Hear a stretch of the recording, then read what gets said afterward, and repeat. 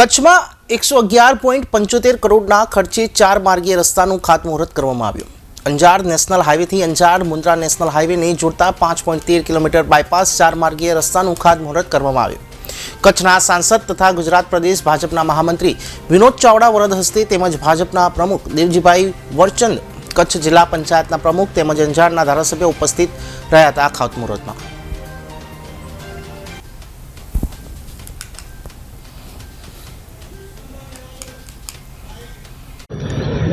आज रोज अंजार बायपास रोडનું 110 करोड़ રૂપિયાના ખર્ચે આ રોડનું આજે ખાતમુહૂર્ત કરવામાં આવ્યું છે।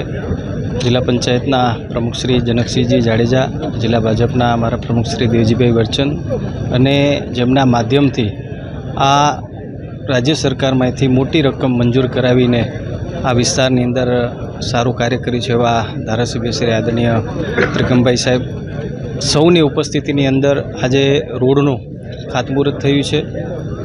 જે પ્રકારે વાહનોની આવન જાવન, વધતા જતા વાહનો અને સતત ટ્રાફિકની સમસ્યા અંજાર શહેરને જોવા મળતી હતી અને તાત્કાલિક ધોરણે ધારાસભ્યશ્રી પાસે સૌ લોકોએ રજૂઆત કરી અને આદરણીય શ્રી ત્રિકમભાઈ સાહેબ અને બધા સ્થાનિક અમારા આગેવાનો દેવજીભાઈને બધાએ મુખ્યમંત્રી સાહેબ સમક્ષ રજૂઆત કરી હતી અને આજે એ જે રોડ મંજૂરી આપી હતી અને એ રોડનું આજે ખાતમુહૂર્ત થયું છે। એટલે અંજાર અને આ વિસ્તાર માટે ખૂબ ઉપયોગી રોડ થશે।